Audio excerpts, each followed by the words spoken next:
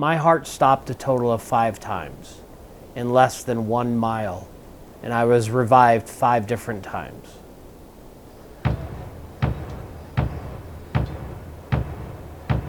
I had a softball tournament in Fremont. I was the first one to hit, and it was fine at first, and then all of a sudden it felt like an elephant sat on my chest and I couldn't breathe. And I called my wife and told her, you know, I'm having chest pains. And with that, one of my players came over and says, you need to call 911. The fire department showed up. They took my vitals on the back of the fire engine, and the ambulance showed up. They transferred me onto the gurney, and the rest is history. It was a pretty normal day. We were running calls kind of back to back. But yeah, second call of the day, we ran over to the baseball field. I remember being loaded into the ambulance, telling the paramedic that I was very uncomfortable. Hey, can I lay down? I feel really dizzy. And I looked at him and he was just immediately just super pale. As soon as he laid me back, I don't remember a thing. So I started doing compressions. Ben asked me if I needed any help, and I was like, nope, just drive faster. We're like right around the corner from the hospital.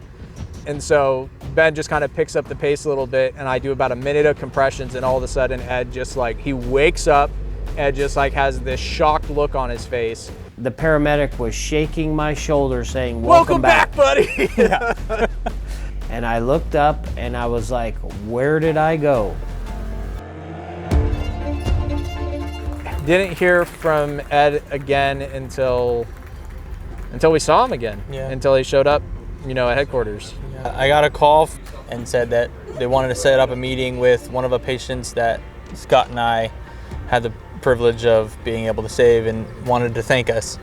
I was trying to call, and they're like, "What do you have a billing question?" And I'm like, "No, I want to thank the 2 paramedics that saved my life."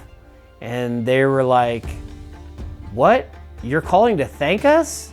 We've been in contact since this incident. He is still so connected with us, and I get to see him. His whole vision on life has changed dramatically. And I cannot thank Scott, who was in the back with me, Ben, who was driving the ambulance to the hospital, and come to find out he's the one that was doing chest compressions on me in the ER. I cannot thank you guys enough. You guys are heroes. One of my first questions was, what happened to my jersey? Did they cut it off? But since then, I have had it sewn back together, and I wear it proud.